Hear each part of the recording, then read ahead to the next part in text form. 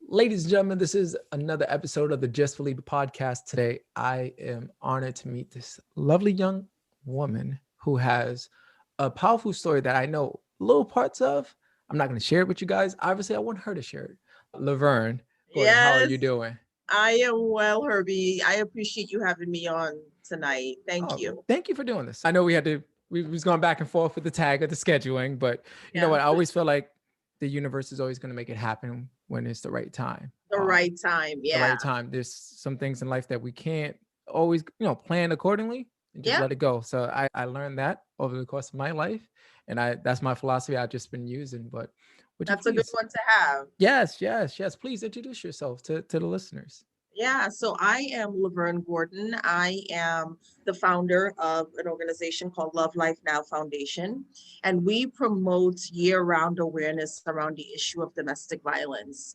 The issue is near and dear to my heart because I'm a two-time survivor of the issue. Once a child witness growing up on the island of Trinidad, where I witnessed our father brutally abuse our mother. And even though I said it would never be me, it ended up being me, and I fell into an abusive relationship at the age of 21, young adult, after that relationship lasted 2 years. And so, fast 10 years after that relationship happened, I founded the Love Life Now Foundation. And I've been doing the work now for about 10 years. And now it's at the point where I just released a book. It's called The Legacy He Left Me, and it chronicles my story with being a child witness, how easy it can be to become an adult survivor because of your past experience with the issue. And then given the red flags, what escaping looks like, what thriving after abuse looks like. And so I'm just really privileged to be able to do that, Herbie. I don't take it lightly. And to sit here and talk to you and the listeners about what the ramifications are of being in those types of relationships and who the focus should be on is something that I'm really humbled by to be able to do. Because I know a lot of people still trying to find their voice. Um, Yeah. No, I first and foremost, I'm sorry that you had to experience that as a child and even as a young adult and a woman as well. That's no one wants to do that. Unfortunately, fortunately, I should say, you was able to get out that situation and change your life. What you're doing and yeah, sharing your story, you're yeah, a for sure. superhero. You're a Yeah, oh superhero. gosh. If nobody ever told you that, I want to be the first one to tell you that you are, I because it takes bravery. Yeah, It yeah, does. for sure. It certainly doesn't happen overnight. And a lot of folks see the today version of what this issue has meant for me, but certainly the journey has not, it was not easy. And even as I sit here today, I'm still trying to wrap my head around the mental part of it because it's still with me. The trauma of of those experiences still walk with me, and I'm probably going to walk with it for the rest of my life. But and I know we'll talk about that later, but yeah, I'm now finding ways to deal with it as it pops up and rears its ugly head. So thank Uh, you. I, I, I'm glad that you. Okay, you know what? Let me learn how to deal with it and learn how to heal. That's another leap in That's a a step. whole Yeah, other leap. yeah, Yeah. yeah, yeah. No, but it's brave. It's but what age was you when when you first witnessed domestic violence? From the very time that I knew myself, I think the earliest memory that I have is at about 6 or 7 years old, where I again watched our father brutally abusing our mom. I say brutal because I try to put a sort of a picture to what this thing looks like behind closed doors. It isn't a slap here and there. This was full on attacks with machetes that he would use sometimes. And then there were beer bottles that he would break and launch at her. So obviously the sharp parts would catch her body and stab her with sometimes. So this was stuff that he never hid to do. And this was our complete normal. So it was myself and my four other siblings, so five of us. And I was the middle child. And my two older siblings were probably 7 years my senior. So by the time I came along, they're already in their early teens. And I'm seeing the brunt of the child abuse that they're getting from him as well. And I'm saying to myself, my God, I don't want any of what they're getting. I don't want what my older siblings are getting, and I don't want what my mom is getting. So let me try to navigate what he wants from me as much as possible. So I'm going to go to school. I'm going to do the chores. I'm going to excel in school as much as I can. I'm going to be the smart kid, because that's the messaging that I saw, or that I saw that he was giving to my older siblings. So I tried my best, and I sure did. I tried to mirror also him, because he was smart. He was educated. He had a college trade school degree. And this is the 80s in Trinidad. I was born in 77. I'm giving my age, no problem. Don't even look like it. Don't even look Hey, like I'll it. take that. I receive it in Jesus' name. I take it. 44 coming up this year, but I'll take that. So, Blessing. It's but a like I blessing. said, I'm watching him brutally do these things, and I'm like, okay, I'm gonna be smart like him. I'm gonna go to school, be articulate, be well-rounded when I speak, all of this stuff, just so I won't get beaten. And it, for the most part, it did. I barely get any beatings from him. And then by the time I was 15, he had gotten a letter from my grandparents, my mom's parents, who lived in the States since the 70s. And they asked if he would allow me to come to the States to finish high school, because they really believed that I had a lot of potential. And he did. I was very surprised, and he let me migrate to the States. And I started high school in Boston, Massachusetts, and did well once again to try to, again, please him and obviously my family members. And then I had to go back to Trinidad to get my permanent residency status at the time. And so by that time, we're now 18. I'm 18, I should say. My older siblings are older. My youngest siblings, 2 boys behind me. There was only one other girl, and that was my oldest sister, but 3 boys and 2 girls. And we all were over him putting his hands on our mother. So by the time I came back and I saw that he was priming up for his first attack upon my return against her, I was like, listen, I stepped in between them and I said, listen, you can say whatever you want, but don't you dare touch her. Okay. And then I called my brother, because I physically can't stop him. Yeah, And yeah. I didn't know if he was going to lash out at me for coming at him that way. And my older brother came, and he's taller than him now, and he's gone up against him already before. And we both stood up for her. And at that point, Herbie, there was a turning point, because he realized now we're all not standing for him to do this to her. And he began, and I believe he began to see that he was losing power and control over our mother. He couldn't just full on attack her Yeah. whenever he felt like, especially if we were around. So 2 years later, my grandparents had filed for permanent residency for her and my 2 youngest siblings and myself. And my father let her go, because again, he realized there was not much more that he could do physically to her once we were around. And so he let her go. We migrated to the States, myself, her, and my 2 younger siblings. And I'm now 2 years behind my peers in college, they've been in college now for 2 years. And I started Suffolk University at night, which is a very prestigious university here in Boston, for if you want to be a lawyer, if you want to be in advertising. And I wanted to be in advertising. And so I picked Suffolk University and started working an entry-level job in corporate America. And I thought I was doing well for myself. And unfortunately, I met this guy who, at the onset, he was everything out of a Hallmark movie, like charming, articulate, like he swept me off my feet. Like he had all the lines in the book for a sister, okay? And I fell for each and every one of them. I was swooning, all right? And we went on all these dates and things were great first 3 months. And 3 months into the relationship, he called me and was very angry that I hadn't checked in with him that particular morning. And this was one of the big red flags that I had missed at the time, because he would call me every single morning, at least 3 to 4 times a day in that period, from me getting dressed, leaving the house and going to work. And it wasn't until later that I realized that he was doing this to make sure he kept tabs on me.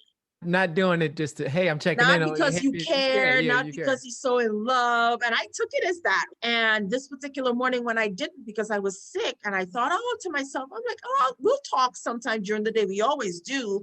That to him meant that I had stayed home to cheat. So he showed up at my house after he called me, hung up the phone in my ear, and then barged into my room that I was staying in and started rummaging through my stuff, looking in the closet, under the bed, under the sheets, real paranoid behavior. So I'm getting scared, because I've never seen him like this. And the guy was light skinned, okay? So his face was beet red. Yeah. And I'm like, this is like some Dr. Jekyll, Mr. Hyde thing happening here because this is crazy. And the more I tried to appease him, to let him know, listen, I love you and only you, it's just us, the more irate he got. And so it ended up that he was just so pissed. I'm sitting at the edge of the bed and he comes up to me and he said, I knew you were too good to be true. And then he slapped me so hard and stormed off. I sat there, I'm seeing stars from the slap because that's how hard he slapped me. And I'm like, what the heck? What did I do? I told the truth. I don't understand what I did to make this get to that point. And then I called myself initially and I'm like, no, I didn't do anything. We're not married. We don't have kids together. I'm done. And for a whole weekend, I had turned off my phone. I didn't want to hear from him if he had called to apologize.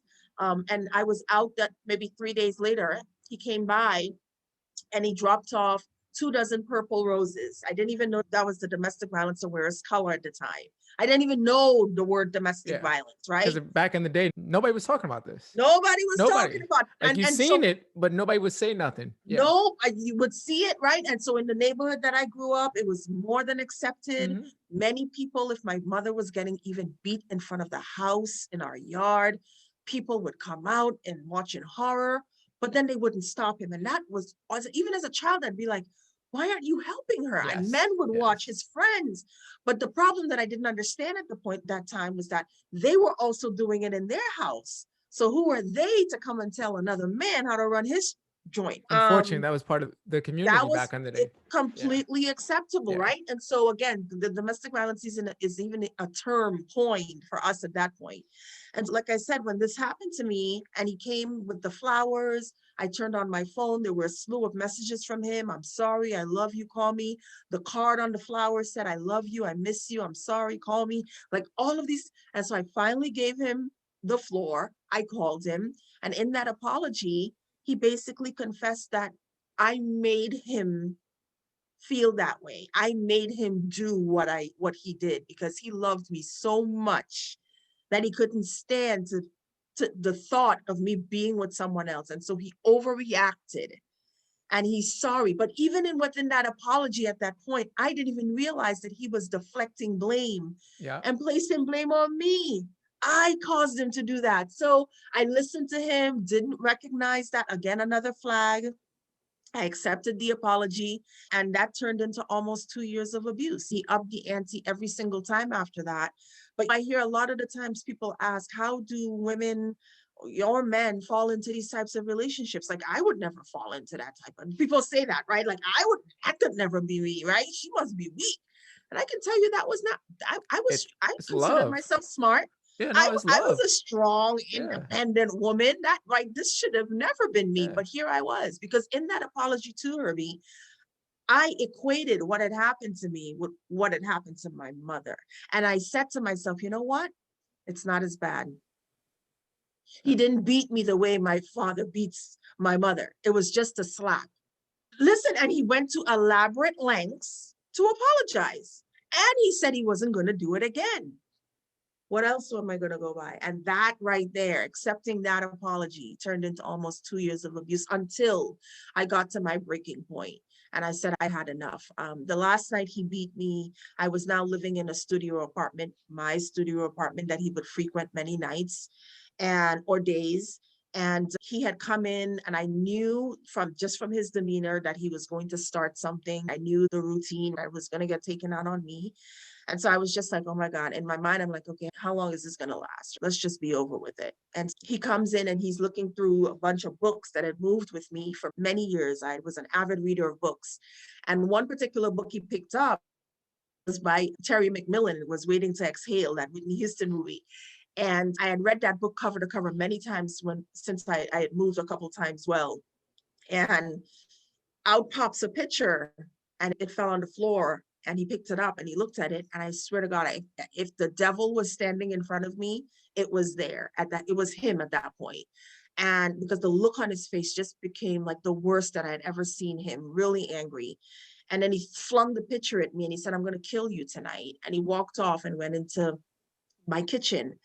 And I'm sitting there and I pick up the picture and I immediately died inside because I knew what he was thinking. This was a picture of me and my ex-boyfriend from Trinidad, way before I had moved to the States. And it was us sitting on the beach, hugged up on the sand, looking very happy. And that is a picture that I'd used as a bookmark initially when I moved to the States. But we had since broken up. We tried to do the long distance thing. It didn't work. And I tried to explain that to him. He wasn't having it. He came back into the bedroom area with a knife. And this was the first time that he had grabbed for a weapon, because other times he was using his fist about my body. And so he said, I'm going to slice your throat and nobody's going to find you. And I believed him at that point, because at that, again, I'm isolated from family and friends 2 years later. I don't talk to my mom or my brothers because they don't understand our relationship. Friends and family, other friends and family, I stopped communication with because he was always tracking who I was talking to, how long I was talking to them, whether or not I was talking about him. Any guy friends that I had, they were all wiped out of the picture because he believed that I was flirting with them. It just was a hot mess. And so that night when he said what he said, I truly believed I was going to die that night. And so he straddles me on my day bed, puts the knife up against my throat and says, I can slit your throat at any time. And then he proceeds to start punching me about the body, upper torso, upper hip. He puts the knife down, he spits in my face, he's strangling me. There was at one point I passed out and I came through and he was still like punching me. And then there were times he would stop and he would pace the floor, going back and forth, yelling profanities at me and then come back again. So this started at 9 o'clock the night before, and it didn't stop till 2 o'clock the next morning. So he would stop, go, stop, go. It was a night of torture, right? And then about 4 o'clock that morning, I felt the sharpest pains I had ever felt from this particular attack. This was the worst by far, right? And I'm saying to myself, okay, Lovern, you have a choice. You can lay here. I've seen enough movies. Maybe I'm bleeding internally. Maybe one of my ribs are broken. I don't know. So you have a choice. Do you stay here? And if something's really wrong, he leaves you. And like he said, nobody's going to find you for days. Or do you get up and you go get help? I decided to go get help. So I quietly, because when he was done beating me at 2 o'clock that morning, he laid down next to me like nothing had happened and went to sleep. He was tired. And so at about 4 o'clock, I quietly got dressed, tiptoed out of that apartment. I lived on the third floor of this apartment building, but it was located directly next to a train station. So there were always cabs in front of there. So my plan was that I would go down, catch a cab, and go to the nearby ER hospital that was less than 5 minutes from where I was in my building. And I did. I caught a cab and we got to the first lights. There's only 2 lights between where I live and the hospital. And he realized I was gone and followed the cab to the light. And I said to the driver, I said, listen, if you let me out of this cab, because he's yelling, get out of the cab and all this stuff. I said, if you let me out of this cab, I am dead. I said, so I'm begging you, if you have to run the red light, run it. Please get me to the hospital. And the driver thankfully listened to me. And when he saw that the cab pulled into the hospital, that's when he sped away. So I can go on and talk. I don't want to give too much because it's all in the Oh no, book. yeah. But the idea is that for the first time, he thought that I was going to say something to somebody, and that made him run away initially. It didn't stop there, unfortunately. I didn't give him up at the hospital. I initially lied and said that I had fell in the shower because I didn't want anybody to look at me as a victim or as weak or as and shame. There was just too much attached to what was going on. And I had worked so hard to be away from the stereotype of weak, who I thought was a victim, right? Which was my mom at the time back then was uneducated, financially dependent on my father. And I'd worked so hard to be not that. And then here I was still getting the same type of treatment. So I just didn't want any shame associated with the issue. I didn't want to be blamed. And then the doctor comes in and he's, who did this to you? Because these injuries aren't consistent with you falling in the shower. Right? He could see. And Yeah. I did confess at that point, but I told him, I said, please don't call the police because I don't want any trouble. I don't want any drama. Quite frankly, I was still in love with him, but I just wanted the abuse to stop. And I felt that if he knew that I had sought help, that he would go away. That did not happen. Leaving these types of relationships are the most dangerous times for victims. Too often you hear in the news, I know people hear in the news that She was getting ready to leave and take the kids, and he killed her and the kids. Or she was getting ready to file a divorce and he killed her. Or he was getting ready to leave and she snapped. So there's again, there's no black and white way Yeah. to deal with this issue. And it isn't a black and white thing that you see in the news story or a magazine story and that's it. There's a before, a build up. There's the incident, the attack, really bad attack. And then there's the after, how the ripple effect affects children, families, communities, right? And I certainly, again, was no exception. And when you read the book, one of the things that I really try to point out is that there is a better way to do this in terms of getting help once you realize that you do want to leave. And so the book really serves as a guide as to what the signs are in these types of relationships. It serves as a guide on how to leave and exit these types of relationships safely, because it can be done.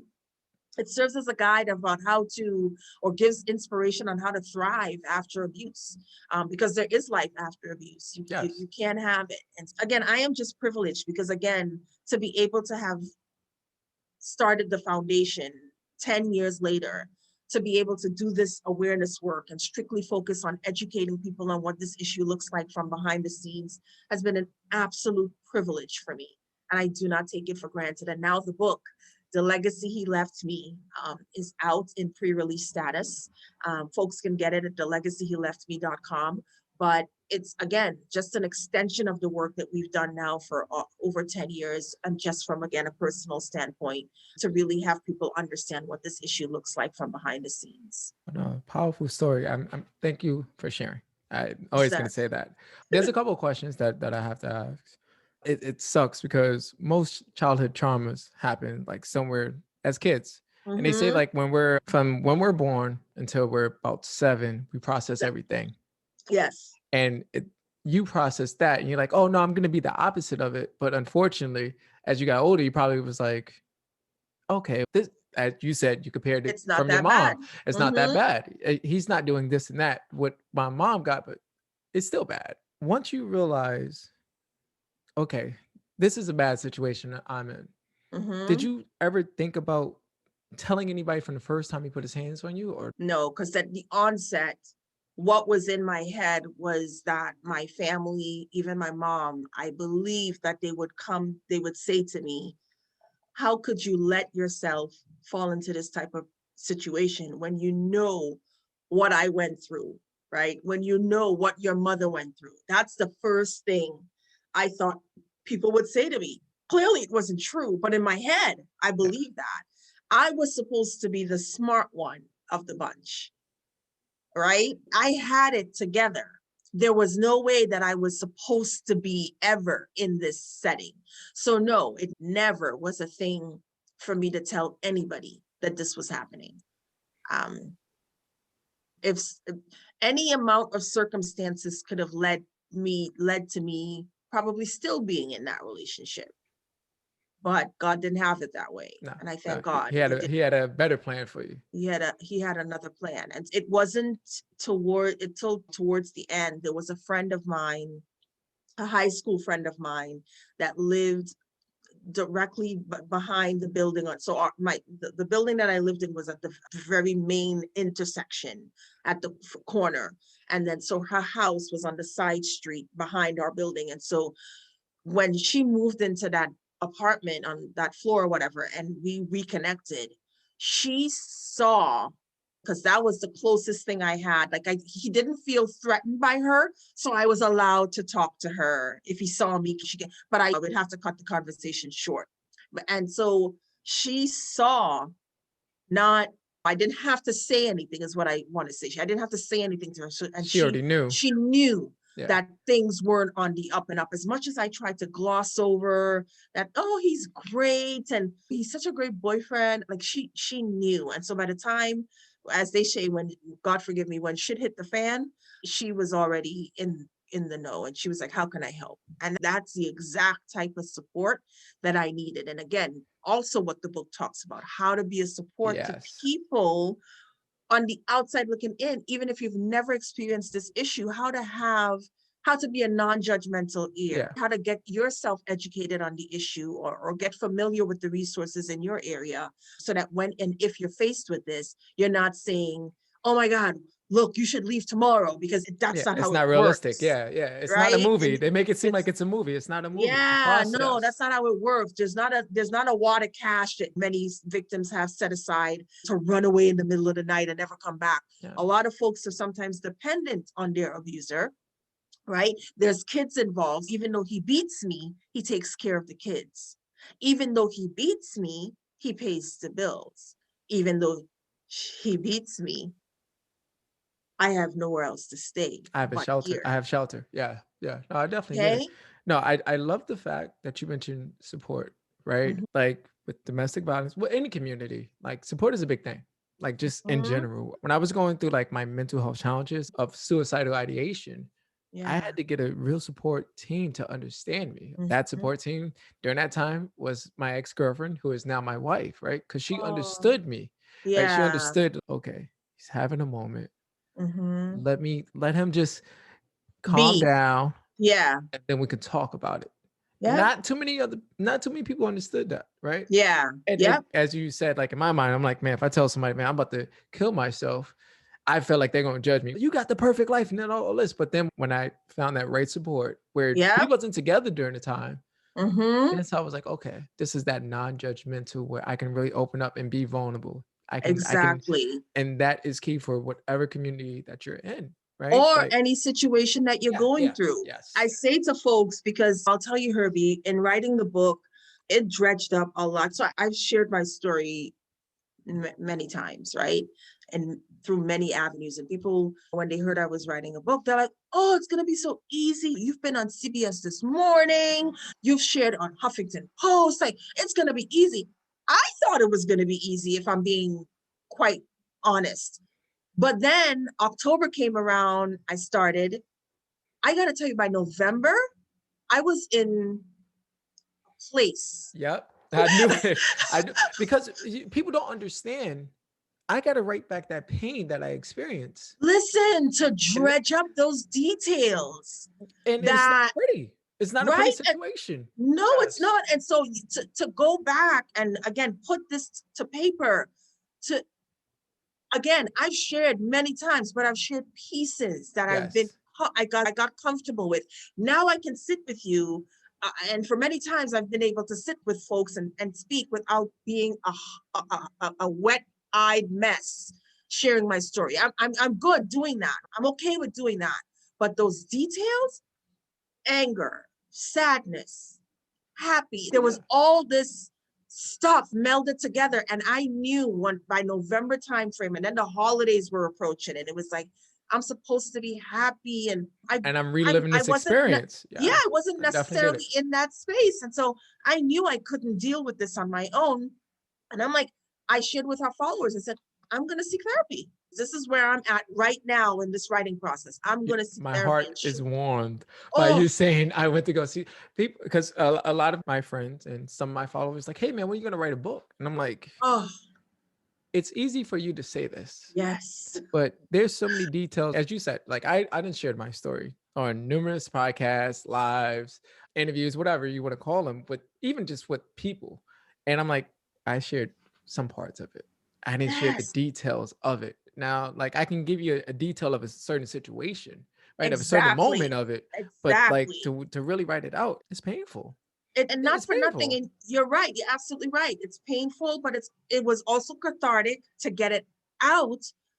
But again, it's out now. What do I do with that? Mhm, What do mhm. I do with this? And so I say to everybody, anybody that you see on a daily basis, they're walking around with stuff that they haven't dealt with necessarily. They Some just didn't people, not unpack it everybody. yet. They don't know how They to haven't unpack it. unpacked Yeah, that stuff. yeah. And so for me to be able to sit down, I finally found one, and this is what I'll say about therapy or finding a therapist. Not everyone is cut out for you. Okay. This is not like going in the store and picking up bread. You look at the date and then you're good. No, this is going No, for the oranges, right? Or the yeah. bananas, making This is a sure relationship. It's a it's a relationship. relationship, Yeah. to make sure you have the best one that works with your specific deal. Mhm. Okay. You talk to them. They give free consultations. Make sure you vibe when you talk, Yeah. right? It's all free, right? And It's now with the pandemic, a lot of health insurances are waiving copays. yeah. So you don't even got to pay a copay. Yeah. This Go and this is why I shop tell my father around. it's a language. Shop around. It's a language. If they're not speaking your language, you got to go. Because you can't speak bilingual, we can't communicate. You know what I mean? If somebody's coming up to me talking in Spanish and I don't know Spanish, I can't communicate with them. Same thing with therapy. Hey, let's make sure if I use That, slang, you get it. If I use a couple of Bible verses, you get it. So spot people got on. to get that. Spot on, right? So it was important for me to find a therapist of color. Okay. So we can kick it. So okay, okay. Yeah. And it turns out she actually knows people in the Trinidadian community. So when I hit back to the island, she has a sense of where I'm going. That was very important to me. So again, same thing, like I said, don't shop around. Yeah. That's That's it. it. Yeah. That's No, it. it's Shop. perfect. So there's something before we go and whatnot. I want to get this message out. If there's someone that's listening to your story Mm-hmm, and man, I'm in this situation, but I don't know what to do. mm-hmm. I look, homeboy's taking care of the kids. He Yeah. got the roof over the head, Mm-hmm, but I'm not happy. mm-hmm. I'm putting my kids before me, but my happiness is pushed back. What can I do to make me happy and get out this situation? First of all, if there's kids involved, you're not doing them any service. It's not a notch on your shoulder to keep your family together and stick out with the abuse. Oh, he never hit me in front of them. All your kids are smarter than you think. They pick up on things that you wouldn't begin. And I'm talking as from a first-hand point of view. Granted that we saw full-fledged, our father didn't never hid from us. But even when she got a verbal assault in the middle of the night, it wasn't a physical assault. And she woke up the next morning.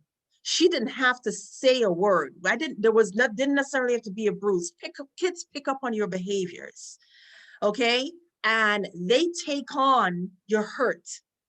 They then take that to school. They then take that to them in adult relationships. And you say to yourself, oh my God, they never saw anything that I went through. How is it that they're like this now? Whether they become a victim or an abuser. Because oftentimes children that are in these types of homes where they're witnessing this, whether or not you think they're seeing it or not, they go on to become victims or abusers. It is a learned behavior one way or the other. Okay, 90% of the time. Please leave for the kids. That's one, right? Or think about leaving for the kids. When you do decide that you're leaving, whether or not there's kids involved, again, it is not a black and white situation where you just pick up and leave. Reach out and speak to a domestic violence advocate in your area. If you're not ready to leave right away, they can help you safety plan to your specific situation. So that may mean getting citizenship or immigration papers because you have no papers and you're living with the abuser who is a citizen. Okay. They may have told you if you speak up, you will get deported. That's simply not true. Okay. The police don't talk to ICE. They are there to come and protect you. So that's number one. Okay, talk to an advocate about safety planning. Talk to an advocate about what other resources are there for you. Oh, he has a high powered attorney and he has a lot of money. There's legal advocacy through these agencies so that should not be a deterrent. They can help you walk you through the court system.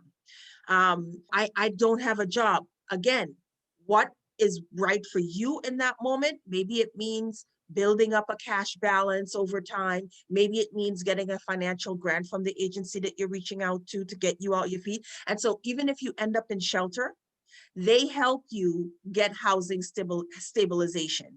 So the goal for you when you reach into a shelter is not to just be there and be there. It's to you to get out back on your own. They want to get you back out on your own independently, safely. Okay.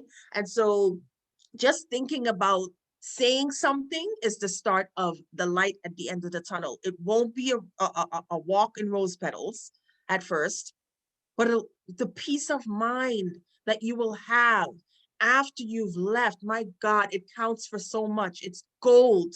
No amount of money can buy that. Priceless. It is priceless. To have your safety and your kids being safe, not having the threat of them potentially mirroring the behaviors that they've witnessed already. Oh my God. You've given them a life, or you're potentially going to give them a life that is, again, free of abuse. So my advice is to think about speaking up. That's where abusers start to lose their power and control. From the moment you speak up, that's the moment that that power begins to diminish from over you. So that's always my advice. If you are looking for the domestic violence agency in your area, I urge you to call the National Domestic Violence Hotline. It's 1-800-799-SAFE, 1-800-799-SAFE. You can also call and talk to me. I have a hotline where you can call and text. You don't have to pick up the phone. Again, during the times of COVID, as it is right now, many people are social distancing with their abusers, and they can't necessarily pick up the phone to talk freely. You can text me, 888-LLN-9876. Again, 888-LN-9876, and you will get me. And so we point people in the right direction for help, Herbie. We also have what's called the Get Safe Fund. So if you are looking to leave, you may have called resources and they're not available in terms of like shelter, because unfortunately, so the thing with shelters, the one thing that I do want to leave folks with is that when people hear shelter, domestic violence shelter, they think it's a big open room with beds with a bunch of people that they don't know. That's the idea that I had of shelters as well, but it's not that. Domestic violence shelters are usually set in houses, big houses, and it's typically 7 to 12 families that they have, and each person has their own bedroom. So you do have your privacy when you go into one of these shelters. You do share the common areas like the kitchen or the living room. The children have play spaces oftentimes in these houses. So they really want to give you a sense of dignity, and again, get you back out on your feet on your own and doing it safely. Please, I urge you, if the idea of shelter is what's deterring you, don't let it. Please, I'm telling you, they're wonderful spaces, many of them. I've been to them, I volunteered at them, and it's somewhere that I would have wanted to go had I known that it wasn't a big open room with beds with a bunch of women that I didn't know. So please speak up, even if it's you don't want to talk to your family member because you feel like they might judge you. Again, seek a third party, someone that you trust, or someone far removed from the situation to talk to. I love it. Thank you. Thank you for that. I appreciate Go on. that. All this will be in the show notes and in the description on YouTube as well. I promise. Nice. But unfortunately, we got to go. Please Yeah. let everyone know where to find you, where to buy your book, and what you're doing. Yes. So again, you can find us on the web at lovelifenow.org. That's the foundation. That's all centered around awareness, and the Get Safe Fund if you know anybody that needs it. And the book is thelegacyheleftme.com. Again, thelegacyheleftme.com. It is in pre-order status as we speak, and it's going to be launched officially on shelves everywhere on June 1st. Nice. I love it. I love it. All right. Unfortunately, guys, we have to go. Lovern, this was beautiful. Thank you for this. You taught me a Thank lot, you. and hopefully you taught the listeners a lot. Until then, see you next time, guys. Peace.